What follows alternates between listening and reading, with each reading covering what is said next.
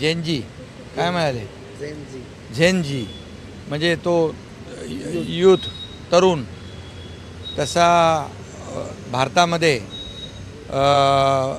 तशी परिस्थिती उद्भवेल अशा प्रकारचं वक्तव्य राहुल गांधीने केलं असेल तर ते अतिशय दुर्दैवी आहे आणि देशविरोधी आहे आणि हा देशद्रोह आहे. कारण खऱ्या अर्थाने आपल्या लोकशाही जी आपली प्रगल्भ लोकशाही आपली आहे आणि भारताची लोकशाही समृद्ध आहे.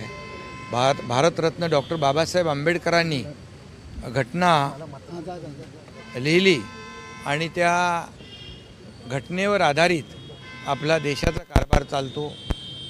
लोकशाही मार्गाने आपला कारभार चालतो आणि त्यामुळे अशा प्रकारचं वक्तव्य करून एक प्रकारे चिथावणी देण्याचं काम किंबहुना देशामध्ये अराजकता पसरवण्याचं काम हे राहुल गांधी करत असतील तर हे निंदाजनक आहे आणि त्याची मी निंदा करतो, त्याचा मी निषेध करतो.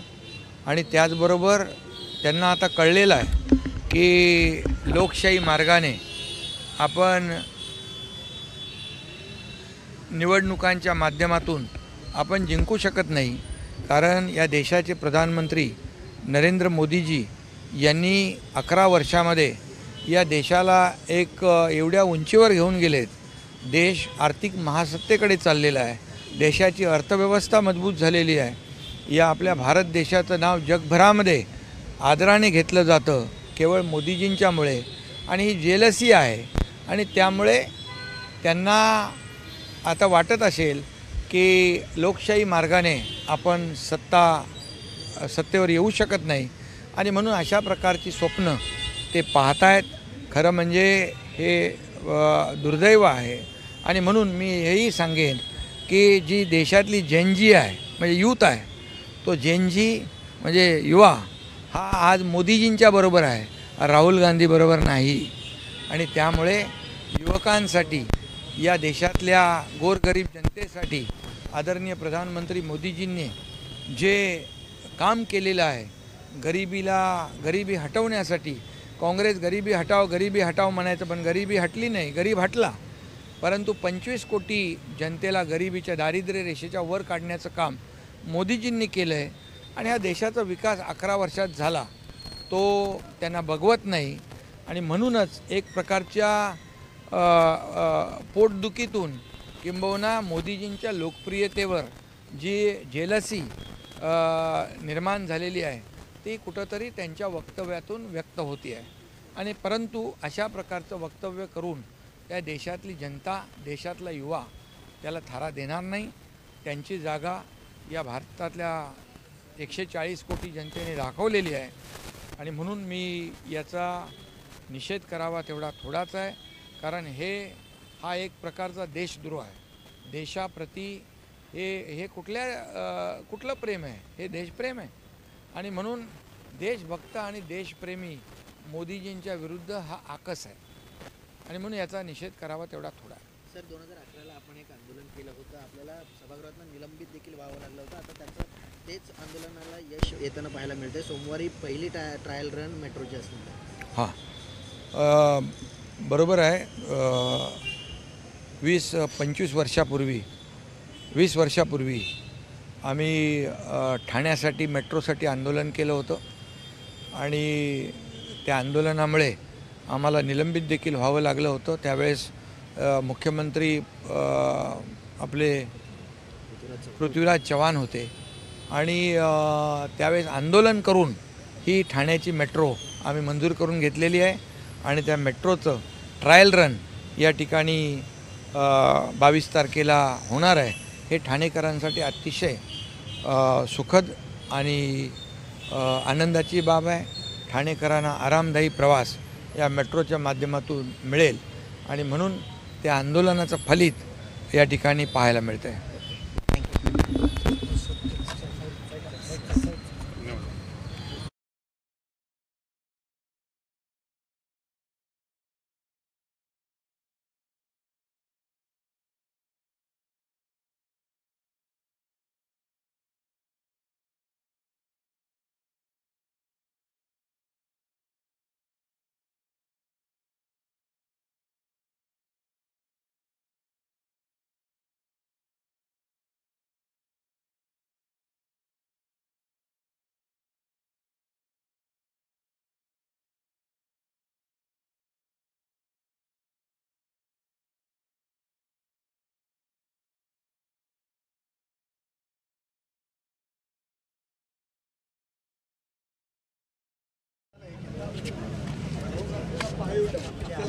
काय आता काय नको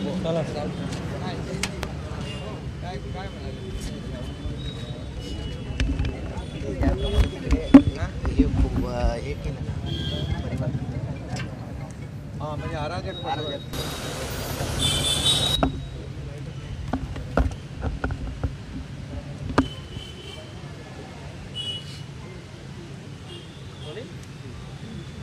ज्याप्रमाणे नेपाळमध्ये परिस्थिती सुरू आहे त्याचप्रमाणे विरोधक आता नरेटिव्ह पसरवण्याचा प्रयत्न करतात. जेनजीने ज्याप्रमाणे त्या ठिकाणी हे केलं त्याचप्रमाणे आता भारतात देखील अशा प्रकारे परिस्थिती निर्माण होऊ शकते असं तर राहुल गांधी देखील इथल्या जी नवीन पिढी आहे त्या पिढीला सांगाल. खरं म्हणजे हा देशद्रोह आहे आणि हे देशद्रोही वक्तव्य आहे.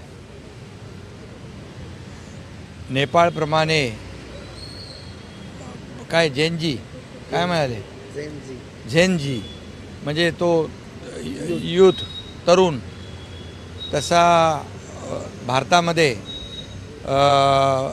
तशी परिस्थिती उद्भवेल अशा प्रकारचं वक्तव्य राहुल गांधीने केलं असेल तर ते अतिशय दुर्दैवी आहे आणि देशविरोधी आहे आणि हा देशद्रोह आहे.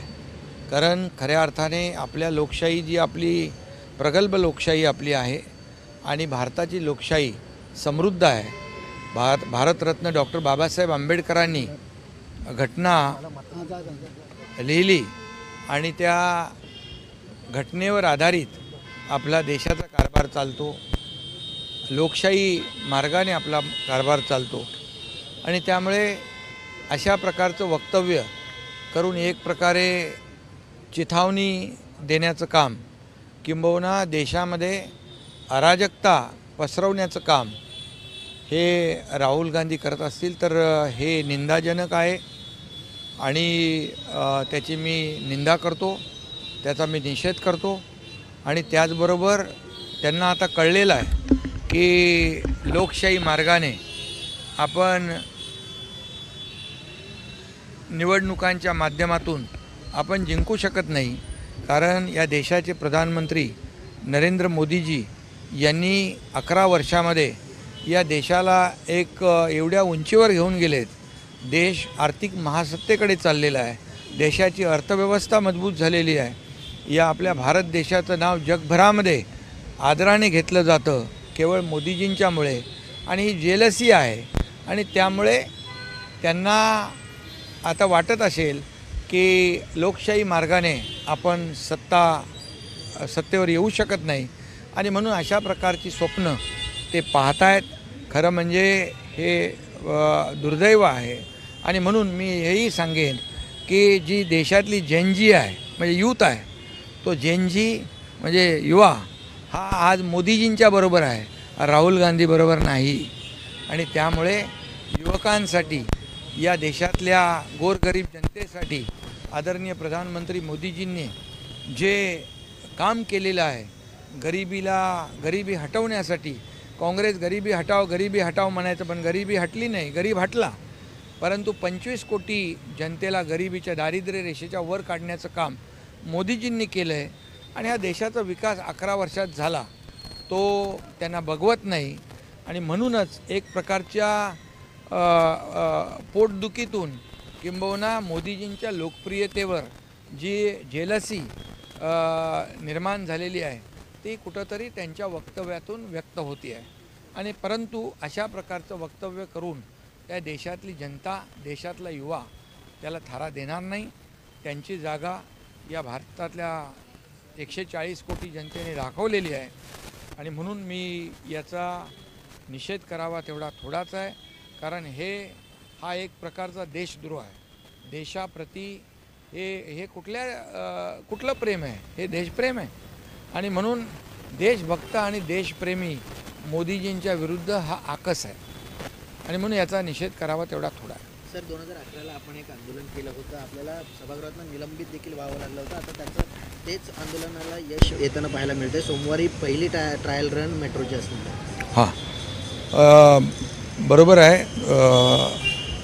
20 वर्षापूर्वी आम्ही ठाण्यासाठी मेट्रोसाठी आंदोलन केलं होतं आणि त्या आंदोलनामुळे आम्हाला निलंबित देखील व्हावं लागलं होतं. त्यावेळेस मुख्यमंत्री आपले पृथ्वीराज चव्हाण होते आणि त्यावेळेस आंदोलन करून ही ठाण्याची मेट्रो आम्ही मंजूर करून घेतलेली आहे आणि त्या मेट्रोचं ट्रायल रन या ठिकाणी 22 तारखेला होणार आहे. हे ठाणेकरांसाठी अतिशय सुखद आणि आनंदाची बाब आहे. ठाणेकरांना आरामदायी प्रवास या मेट्रोच्या माध्यमातून मिळेल आणि म्हणून त्या आंदोलनाचं फलित या ठिकाणी पाहायला मिळतं आहे.